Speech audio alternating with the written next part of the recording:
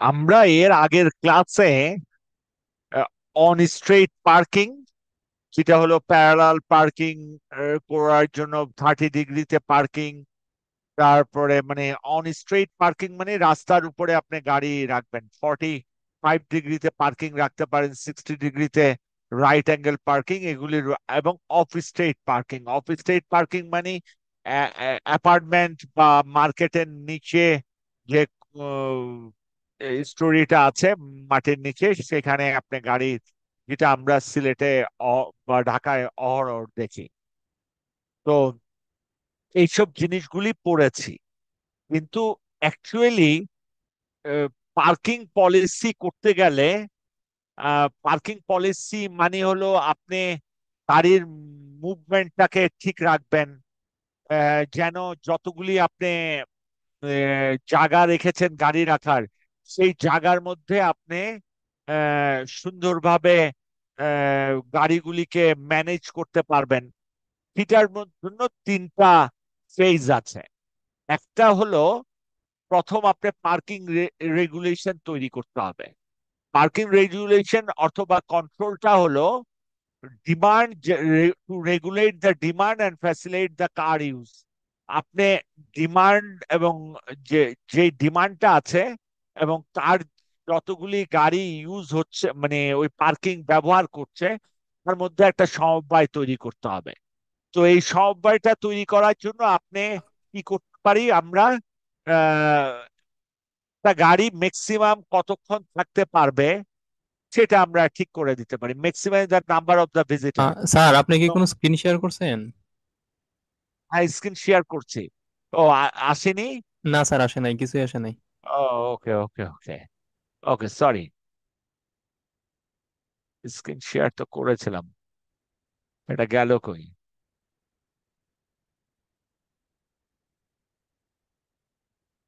আমি তো, দেখা যায়। জি জি স্যার, এখন স্যার, আসছে। আসছে। ওকে। পার্কিং রেগুলেশন হলো যে আমার পার্কিং যে ডিমান্ড থাকবে এবং যতগুলি গাড়ি ওই পার্কিং প্লেস ইউজ করবে তার মধ্যে একটা সমবায় করতে হবে। আমরা গাড়ি ইউজকে ফ্যাসিলিটেট করতে হবে, মানে মানুষের যে ডিমান্ডটা আছে সেটাকে ফুলফিল করার জন্য। কিন্তু আমার স্পেসও তো সীমাবদ্ধতা আছে। আর মধ্যে এখন কি করতে পারি, টাইম রেস্ট্রিক্টেড করে দিতে পারি যে একটা গাড়ি কতক্ষণ পর্যন্ত থাকতে পারবে। সেটা করে আমরা একটা করতে পারি। তারপরে আরেকটা জিনিস এখন করা হয়, সেটা হলো যে পার্কিং প্রাইসিং করা, মানে পার্কিং যারা ব্যবহার করবে তাদের জন্য আমি প্রথম আওয়ারে একটা কস্ট রাখবো, দ্বিতীয় আওয়ারে কস্টটা বাড়ায় দেব, সেটা করতে পারি। তৃতীয় ইয়াতে আরো অনেক বাড়িয়ে দেব। যত মানে বেশিক্ষণ থাকবেন তত আপনার কস্ট বাড়তে থাকবে। প্রথম আওয়ারে যদি 60 টাকা হয়, দ্বিতীয় আওয়ারের জন্য 120 টাকা নেব। তো তাইলে আর মানুষজন ওইখানে থাকতে এতক্ষণ আহ, ওই পার্কিং ব্যবহার করতে আহ, চাইবে না। এর ছাড়াও তৃতীয় যে ফেজটা আছে, সেটা এখন মডার্ন ইয়াতে খুব বেশি ব্যবহার করা হয়। সেটা হলো আমাদের যে ট্রান্সপোর্ট ডিমান্ড দেখা যায়, ট্রান্সপোর্ট ডিমান্ড ম্যানেজমেন্ট যেটা আছে, সেটার সাথে আমরা পার্কিং কে ইনকর্পোরেট করে দেব। তো ইনকর্পোরেট পার্কিং ডিমান্ড ম্যানেজমেন্টটা মানে কি? পার্কিং ডিমান্ড ম্যানেজমেন্ট হলো দুটো জিনিস সে করে। একটা হলো promote the efficient travel mood. আমি কোন ইফিশিয়েন্ট মুডটা ইউজ করলে আমার একটা জায়গা থেকে আরেকটা জায়গায় কম সময়ে যেতে পারবো, কম খরচে যেতে পারবো, এবং আমার যেই ইনফ্রাস্ট্রাকচার আছে সেটাকে সর্বোচ্চ মাত্রায় ইউজ করতে পারবো। এটা হলো ট্রান্সপোর্ট ডিমান্ড ম্যানেজমেন্টের একটা কম্পোনেন্ট। আরেকটা কম্পোনেন্ট হলো shift the travel by inefficient move to the off peak period. Off peak পিরিয়ডে আমি কি করব, যে ইনসাফিসিয়েন্ট মুডে, ইনসাফিসিয়েন্ট মুড বলতে এটা না যে যে আপনার যেসব মুডটা কনভিনিয়েন্ট না, সেটা না। যে আপনি ইনসাফিসিয়েন্ট মুড বলতে আমরা বুঝাবো যে এক জায়গা থেকে আরেক জায়গায় যেতে আপনি সেফটি বোধ করবেন না, আম, আপনার সময় বেশি লাগবে। তারপরে এরকম অবস্থায় আমরা অফ পিরিয়ডটাকে ইউজ করার চেষ্টা করব। এর ফলে যেটা হবে, ট্রাফিক কনজেশন কমে যাবে। তো ট্রাফিক ডিমান্ড ম্যানেজমেন্টকে আমরা পার্কিং এর সাথে ইনকর্পোরেট করতে পারি যেইভাবে, সেইটা কনসেপ্ট হলো পার্ক এবং রাইড কনসেপ্ট। পার্ক এবং রাইড কনসেপ্টটা কি জিনিস? কনসেপ্টটা হলো যে ধরেন জিন্দা বাজার, জিন্দা বাজারে তো খুব ট্রাফিক জ্যাম থাকে। আমরা গাড়ি জিন্দা বাজারে পার্কিং করতে দেব না। গাড়ি পার্কিং করবে হয়েছে চুয়াট্টাতে অথবা আলিয়া মাদ্রাসার মাঠে। আলিয়া মাদ্রাসার মাঠ থেকে আমরা পাবলিক ট্রান্সপোর্ট দিয়ে দেব। পাবলিক ট্রান্সপোর্ট মানে যেখানে অনেকজন লোক গাদাগাদি করে পারবে এবং তারা অল্প সময়ের মধ্যে তার গন্তব্যস্থলে চলে যেতে পারবে। তো আমরা কি করব, পাবলিক বাসগুলি চলবে হচ্ছে এই, আহ, মাদ্রাসা মাঠ থেকে উম, জিন্দাবাজার পর্যন্ত। তখন কিন্তু কোনো পাবলিক ট্রান্সপোর্ট দেব না, পাবলিক ট্রান্সপোর্ট ওইদিকে অ্যালাউ করবো না। পাবলিক ট্রান্সপোর্ট গুলি থাকবে হচ্ছে আলিয়া মাদ্রাসার মাঠে। তো এরকম বাইরের দেশে সেই জিনিসটা করা হয়। এই যে একটা বিজি এরিয়ার মধ্যে ঢুকতে হলে গাড়ি রাখতে হয় অনেক দূরে, সেখান থেকে পাবলিক ট্রান্সপোর্টে ভিতরে ঢুকবেন। তো এইভাবে আমরা পার্কিংটাকে পার্ক এন্ড রাইড মেথডে কনসেপ্টে আমরা ট্রান্সপোর্ট ডিমান্ড ম্যানেজমেন্টের সাথে ইনকর্পোরেট করতে পারি। এতে কি হবে, অ্যাক্সেসিবিলিটি বৃদ্ধি পাবে, কোয়ালিটি অফ লাইফ ইমপ্রুভ হবে, এবং সাস্টেনেবল ট্রাফিক ম্যানেজমেন্ট হবে। তো এই জিনিসটা এই জন্য ট্রান্সপোর্ট ডিমান্ড ম্যানেজমেন্ট বর্তমানে খুব ভালো মানে ভালো একটা কনসেপ্ট, যেটা আমরা আমাদের অনেক জায়গায় ইনকর্পোরেট করে। তো আপনাদের জন্য একটা অ্যাসাইনমেন্ট হলো establish a relationship between the road safety, accident rate এবং geometry design of a road. এটা আপনারা, এখানে একটা হিঞ্জ আছে, আমি কতগুলি পয়েন্ট দিয়ে দিয়েছি। এখান থেকে আপনারা এক পেজের মধ্যে establish a relationship between the road safety, accident rate এবং জিওমেট্রি ডিজাইন অফ রোড, এটা আপনারা একটু লিখে দিবেন। এটা আপনাদের কনসেপচুয়াল ধারণাটা কি হয় সেই জিনিসটা আমি জানতে চাইবো। ঠিক আছে, এই জিনিসটা একটু করার চেষ্টা করবেন। আর লাস্টে যেই জিনিসটা বলছি, ট্রান্সপোর্ট যে সিস্টেম আছে, পার্কিং কে ট্রান্সপোর্ট সিস্টেমের সাথে ইনকর্পোরেট করতে হবে। স্যার ট্রান্সপোর্ট আরেকটু যদি সিস্টেম, ক্লিয়ার করতেন স্যার। বলেন। অ্যাসাইনমেন্ট কি আমরা শুধু এক পেজেই লিখবো? এক পেজে সবাই নিজের মতো করে লিখবেন। জি স্যার, আচ্ছা sir, clear sir, thank you. Okay. কারণ হয়েছে আমি চাইতেছি আপনাদের ভিতর থেকে, আমাদের দেশে রোড ডিজাইন এখানে কি কি কনসেপ্ট লাগবে একটু বলে দিই। যেগুলি আপনারা আমি রোড সেফটি পড়েছি, অ্যাক্সিডেন্ট রেট পড়াইছি। এখন জিওমেট্রিক ডিজাইন অফ রোড, আমরা যে একটা রোড ডিজাইন করি, আপনারা অলরেডি পড়েছেন রোড ডিজাইনে কি কি অংশ থাকে। এই তিনটার মধ্যে কোন জিনিসটা করলে আমার অ্যাক্সিডেন্টের রেট কমে যাবে, মানুষজন রোড ইউজ করতে সবচেয়ে, এটা একটা হতে পারে। পার্কিং সিস্টেমকে এর সাথে ইনকর্পোরেট করে আপনি প্রপোজাল দিতে পারেন, এইসব কথাগুলি ভিতরে লেখা আছে। তো বাইপাস রাস্তা করবেন, সেটাও লেখা আছে, বিভিন্ন কনসেপ্ট দেওয়া আছে। কোনটা আমাদের সিলেটের জন্য বেটার বা আরবান এরিয়ার জন্য বেটার সেটা একটু লিখবেন। আমি সেটাই, এবং কেন আপনারটা কনসেপ্টটা বেটার সেটার উপরে যুক্তির কিছু এলিমেন্টও ওখানে দিয়ে দিয়েছি। আমি লাস্টে যেই কথাটা বলতেছি, ট্রান্সপোর্ট সিস্টেমকে কখনো পার্কিং সাথে আলাদা করা যাবে না। পার্কিং সিস্টেম, ট্রান্সপোর্ট সিস্টেমটা পার্কিং এর সাথে যদি ইনকর্পোরেট করতে পারেন, তাহলেই আমার কি হবে, আমি যেটা করতে চাচ্ছি সেটা হলো ট্রান্সপোর্ট ডিমান্ড ম্যানেজমেন্ট, যে ট্রাফিককে কন্ট্রোল করা, সেটা সম্ভব হবে। তো আমরা কি করি, আগে পার্কিং কে আলাদাভাবে চিন্তা করতাম, ট্রান্সপোর্ট পলিসিকে আলাদাভাবে চিন্তা করতাম, ট্রান্সপোর্ট সিস্টেমকে আলাদাভাবে চিন্তা করতাম। কিন্তু এটা করলে কোনো লাভ হয় না। তিনটাকে ইনকর্পোরেট করতে পারলে, ইন্টিগ্রেটেড করতে পারলেই মাত্র ট্রান্সপোর্ট সিস্টেমের সাস্টেনেবল সলিউশন সম্ভব। ওকে, জি স্যার। এতটুকু হলো আপনাদের সিলেবাস।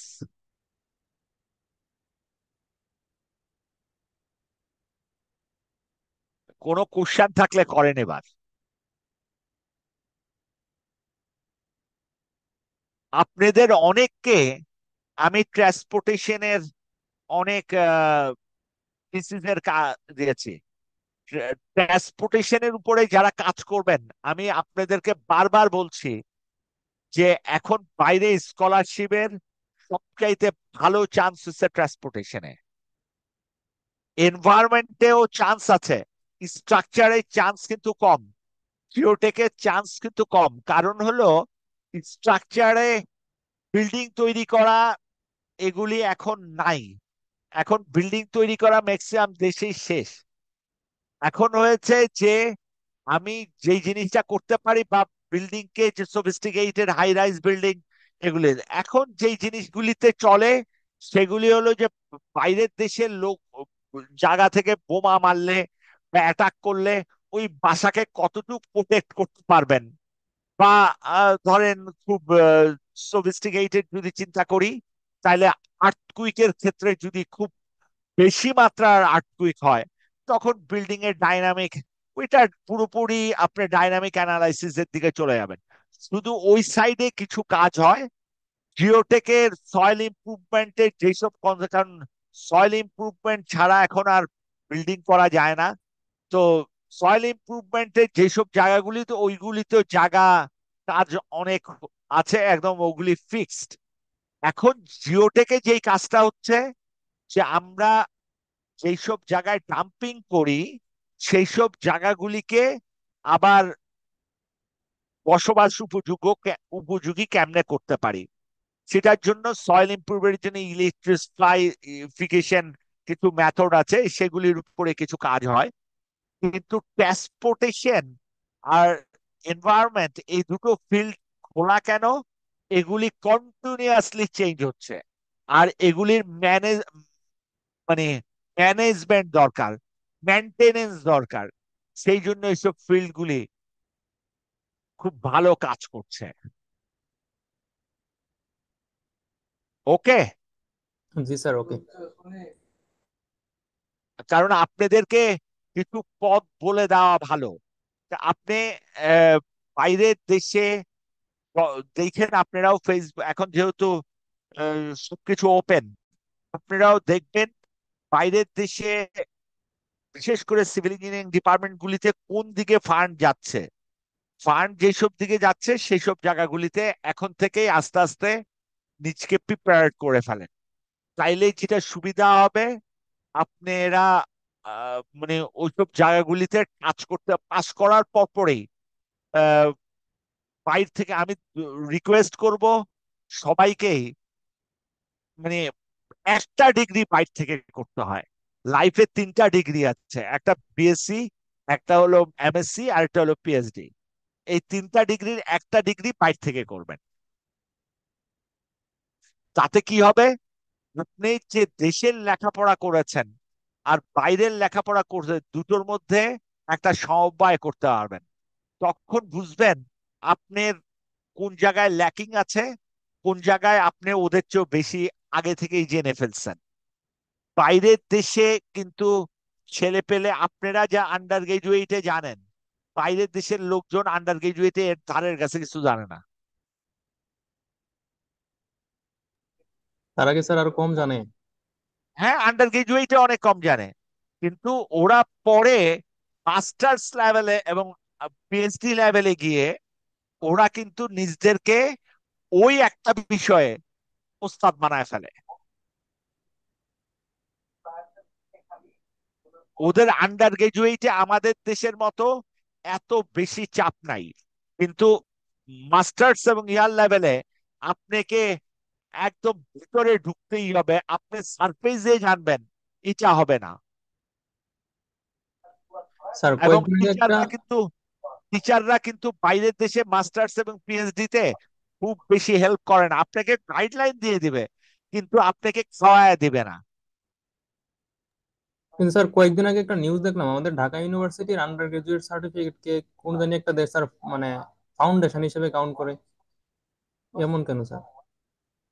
না না, এগুলি তো ধরেন এগুলি তো ভাগ করা আছে। আহ, আবার অনেক দেশে কাউন্টও করে, কিন্তু যেটা হয়েছে ডিপার্টমেন্ট টু ডিপার্টমেন্ট পার্থক্য আছে। ও আচ্ছা ডিপার্টমেন্ট আচ্ছা। টু ডিপার্টমেন্ট পার্থক্য আছে এই কারণে যে আমাদের কিছু কিছু ইউনিভার্সিটি, মানে ঢাকা ইউনিভার্সিটি বলেন, ইয়াতে ওইখানে আন্ডার গ্রাজুয়েটের যে সিলেবাসটা আছে ওইটা ওদের দেশের কাছে মনে হচ্ছে যে না, এটা পারফেক্ট না, সেই জন্য। কিন্তু আবার অনেকের সিলেবাস আছে ওদের কাছে পারফেক্ট মনে হয়। জি স্যার। এটা দৃষ্টিভঙ্গির, মানে দৃষ্টিভঙ্গি বলবো না, এটা সিলেবাসের অংশগ্রহণের, মানে সিলেবাসের মধ্যে কি কন্টেইন আছে সেটার উপরে নির্ভর করে। স্যার ইউনিভার্সিটি গুলোর সিলেবাস ওয়ার্ল্ড ওয়াইড প্রায় কাছাকাছি থাকে না সাধারণত? না, ওইটা তো হচ্ছে সেই দেশের, যেমন এখন যে ওবি বেস লেখাপড়া, ওবি বেস হচ্ছে সেই দেশের ডিমান্ডের উপরে ভিত্তি করে ওরা সিলেবাস তৈরি করে। তারপরে যেমন আপনাদেরকে বলি, আপনারা কত ক্রেডিট পড়েন? 160 ক্রেডিট। 162। জি স্যার। ওই তো 160 ক্রেডিট। জি স্যার। বাইরের দেশে 120 ক্রেডিটে সিভিল ইঞ্জিনিয়ারিং ডিগ্রি দেওয়া হয়। হুম। তো তাইলে এই 40 ক্রেডিট ফারাক রয়ে গেল না? জি স্যার। কিন্তু মাস্টার্স লেভেলে বাইরের দেশে যত ক্রেডিট আমাদের দেশেও মাস্টার্স সেম ক্রেডিট, কিন্তু আমাদের দেশের মাস্টার্স মানে আহ, এটা প্র্যাকটিক্যাল ওরিয়েন্টেড না। ওদের দেশে মাস্টার্স পুরো প্র্যাকটিক্যাল ওরিয়েন্টেড। আপনাকে পুরো একটা ইন্ডাস্ট্রির মধ্যে ঢেলা দিয়ে, মানে কিছু দুই একটা কোর্স করেই ইন্ডাস্ট্রির মধ্যে দিয়ে দিবে। ওইখানে আপনি ওই ইন্ডাস্ট্রি আপনাকে পাস ফেল ঠিক করে দিবে। আপনি ওদের কি প্রবলেম সলভ করতে পারতেছেন কি করতে পারতেছেন না তার উপরে ভিত্তি করেই আপনার ডিগ্রি হবে। তো আপনি ওখানেই তো মানুষ হয়ে যাবেন। জি স্যার। আর আমাদেরটা মাস্টার্স বা পিএইচডি কি মানে প্র্যাকটিক্যাল ওরিয়েন্টেড না। আমরা এমন, এই যে আমাদের অনেক সময় পত্রিকায় দেখবেন যে র্যাঙ্কিং এ আমরা একটু আগাইছি একটু পড়াইছি এইসব লেখা হয়। আমাদের দেশের একটা পিএইচডি ডিগ্রিও একটা মাস্টার্স ডিগ্রিও প্র্যাকটিক্যাল ওরিয়েন্টেড না। মানে কি, আমাদের দেশের যে প্রবলেম, মাটি ধরেন রাস্তা তৈরি করতেছেন, রাস্তা সাবসিডেন্স হয়ে যাচ্ছে, এই প্রবলেম কেন সাবসিডেন্স হচ্ছে এই প্রবলেমটা সলভ করেই না। এটা সলভ না করার ফলে বাংলাদেশে অনেক রাস্তায় দেখবেন যে 2 দিন পরে ডাইবা যাইতেছে, ইয়া করতেছে। তো আমরা আমাদের প্রবলেম ওরিয়েন্টেড কোনো মাস্টার ডিগ্রি বা পিএইচডি ডিগ্রির থিসিস নাই। আমরা কি করি, হাইপোথেটিক্যাল একটা প্রবলেম নিয়ে হাইপোথেটিক্যাল প্রবলেম নিয়ে প্রবলেম সলভ করি।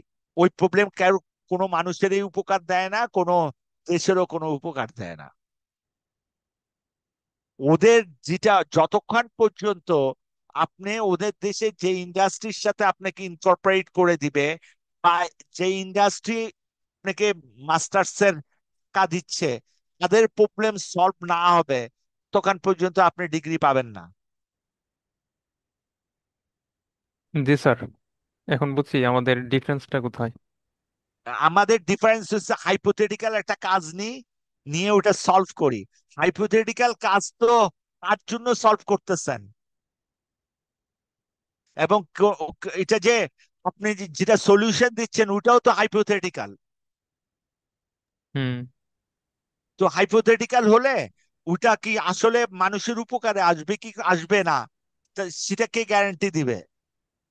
আর কিন্তু বাইরের দেশে হচ্ছে আপনাকে তো চাক্ষুষ প্রমাণ করে দিতে হবে যে ওদের উপকার হয়েছে।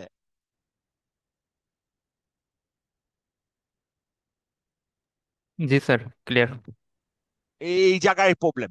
এই জন্য রিকোয়েস্ট করব, একটা ডিগ্রি অ্যাটলিস্ট বাইরে থেকে করবেন।